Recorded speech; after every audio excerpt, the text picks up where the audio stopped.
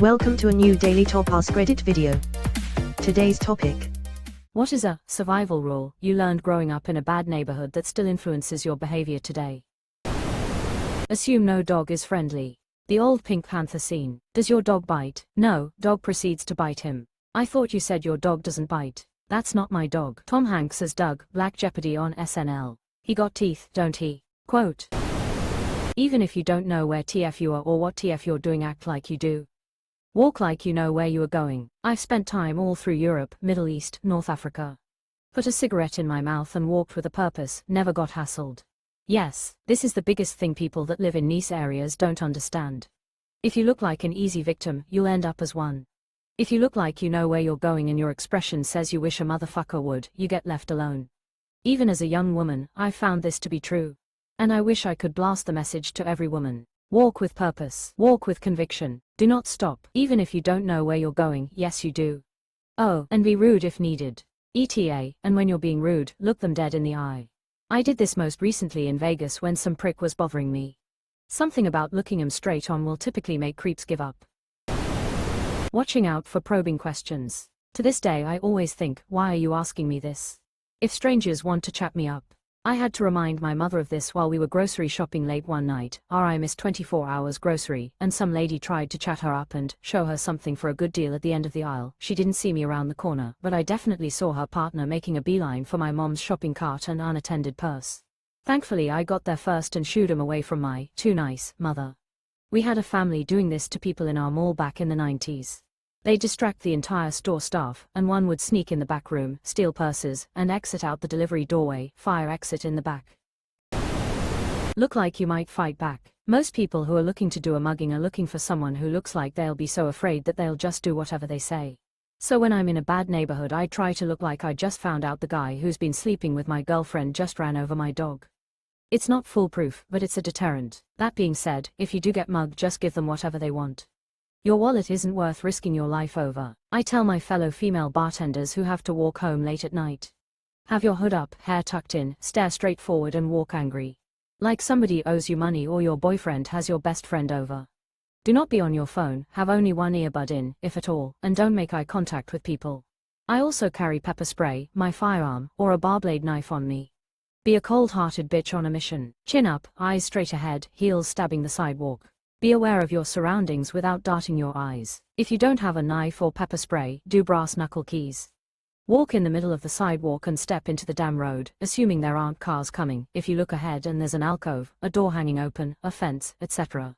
People can't surprise if they have to run out into the road. If nothing else, you won't get pissed on by a drunk if you walk in the street for a bit. My resting dick face is my superpower. We gotta find a better name for that. Mind your own business and give a wide berth to crackheads. Don't make eye contact but always be listening to what's going on. Know when things are just loud or are about to kick off. Also don't be flashy with anything. Easy way to get robbed. Lock your car doors while you are in it. You could get carjacked at a stoplight. Sometimes you gotta roll through that stoplight or stop sign, too, if it's looking sketchy and no one is coming on the cross street. My husband is a truck driver. One time he was in a new area picking up. Came to a four-way stop with a cop coming, or the cop might have been waiting, I don't remember. Anyway, my husband got yelled at to keep going. Later, he was at a truck stop and asked about that. Got told that that area is a high crime area and they'd carjack you faster than you can blink. Only way to stay safe is to roll through the stops. He refused to go back to that area. Years and years ago I was coming home from a Detroit Lions football game late at night. I stopped at a red and a cop flashed his lights at me and pulled me over. He asked me what was I thinking stopping at a red in Detroit at night lol. Lock your doors as soon as you get in your car. Don't put on your seatbelt, fuck with your phone, put your wallet in your purse or pocket, fiddle with your keys, arrange the interior of the car, mess with the heating, AC, or anything else. As soon as your ass hits your seat, lock your doors. My sister-in-law drives a Toyota RAV4 that does not lock until the key is in the ignition and engine running. If you try, it won't lock and the car alarm will go off. It's like Toyota wanted women to feel unsafe in that model. I now plan to lock test all cars I'm considering buying. Knowing exactly who is behind you without turning your head. That situational awareness never leaves you. Keeping your ears open, looking at reflections on the windows to your side as you walk, keeping your hands at the ready but not showing that. That's my basic checklist. If the shadows are going the right way or streetlights are on, you can keep an eye on the shadow to know if someone is gaining. You gotta make it obvious so they know you're not lacking, but not too obvious so you look paranoid, weak. You can look nonchalant either because you'll look like an easy target. You can't look too confrontational either, or people will consider it a challenge. I'm like the ghetto Barbie. I'm sure there's a middle ground, but as a woman walking home at night, if someone was behind me I used to turn around and stare at them and just continue walking backwards for a while, holding the stare. IDK if it really dissuaded any ill intentions, but one dude did noticeably back WAAAAY up and stayed back after, so I mean IDK. Might have done something. Never tell anyone when you have money. I do not carry cash in my wallet. It goes in my front pocket with my keys. Learned this growing up near Tacoma, Seattle area. Now I live in a quiet town in the Midwest and never say anything about my money and still carry it in my front pocket. Cards can be cancelled, fraudulent charges can be reversed. The $1,000 in cash is gone forever. I carry a decoy money clip, you can get them at any haberdashery, with $50 in it. That way, I can toss it and run in the opposite direction at the first sign of trouble. Street smarts. Mind your business. This is the optimal. Know when it is your problem and when it is not, and be ready to react accordingly. Know yourself and know your surroundings, that includes people around you. If you're young, trust your gut and be firm. If you're older, protect, teach. You can't turn it off. Every siren, every door closing or opening will put you at edge. And that's okay. We all have experiences with sounds and situations. Some good, some bad. But you can help people feel more at ease every single day by growing yourself and helping others. You can teach them how to not be afraid by showing them even in your most vulnerable moments you can help someone else. In any way and every day. When your back is against the wall and things look hopeless, swing as hard as you can. And fight dirty. It's you or them. No rules in the streets. Go for their eyes. There's no such thing as fighting fair when your life is on the line. Gouge those fuckers out and then run. Don't overlook pinching. If even your index finger and thumb on one hand are free, if you pinch someone hard, like trying to rip off a piece of their skin, hard, that is a searing pain that is hard to overlook. See also if you're being held from behind, shin rakes culminating in a hard stomp on the fragile bones at the top of their feet, and also leaning forward then whipping backward in a reverse Irish kiss, headbutt with the back of your head. Feel free to combine those moves with a pinch on the thigh or the side if your arms are being held down by your sides. Whatever you can grab, pinch and rip, while raking, stomping, backward headbutting. Get their arms up by your face. The human bite strength is 120 to 162 psi per square inch. We may have blunt teeth, but they can inflict a lot of pain in a concentrated area. There's no clean fighting style if someone is looking to actively destroy you. Bite, pinch, scratch, twist, anything you can think of that seems beyond the pale and then ratchet it up by 10,000%. And remember, kids, you're aiming for a spot about 2 inches through the target. It helps you get a full swing in.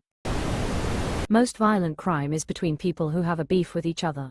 Don't get involved with drugs and gangs, and you'll avoid a lot of trouble.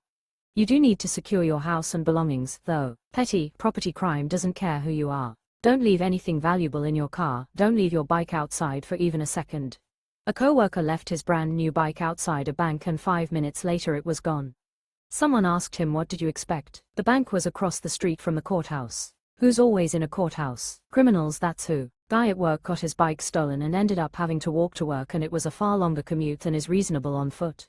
Coworker and I wanted to do him a solid as he was a young kid and seemed like he didn't exactly have a lot of bright spots in his life. We buy him a new bike and bike lock. He leaves his bike on his porch unlocked and that shit is stolen the next day. Never go to a secondary location. Fight to the death to never ever go the second location. See also, anyone attempting to tie you up, tape you up, handcuff you, restrain you in some way means they're planning to do something to you that they wouldn't be able to do unless you were powerless. That something is not going to be sing happy birthday and surprise you with a bouquet of flowers. Fight to the death before someone ties you up, restrains you. If you're at the point of a gun and they tell you to put on cuffs, restrain yourself. The 21-foot rule of surprise applies. No one with a gun expects their target to lunge at them and you lunge and push up. This is why Leos are taught that anyone inside the 21-foot range is very, very dangerous, even if they don't have a gun themselves. You're more likely to survive them shooting you for being uncooperative than you are to survive going quietly to another place. No one is going to find your body in that cornfield. Shoot me now so my family doesn't spend a lifetime wondering. I saw a YouTube tutorial on this. You just say, I got shit to do, if anybody talks to you, and keep walking. Repeat if necessary. Don't ever stop. Best case is they're trying to sell you something. Worst case is they're about to pull a knife and mug you. I've learned to always keep moving. If they want to chat and recruit me to their MLM, Jesus cult, or wherever, then they matter match pace and keep up while I move. Walk and talk, baby, walk and talk. If shit goes south, do everything you can to not fight on concrete. This reminds me of when I got in a fight in my neighborhood. I just learned a story about a guy who got caught and hit his head and died, so I was tripping about fighting on concrete. He was up in my face and I was like, if we're gonna fight, can we do it on the grass? And he was like, good call, and we casually just strolled over together before getting back to the fighting. I always laugh when I think about it. It was such a surprising moment of gentlemanly agreement right before throwing hands. Honestly, great advice. If you have to fight, try to manipulate your settings as best you can.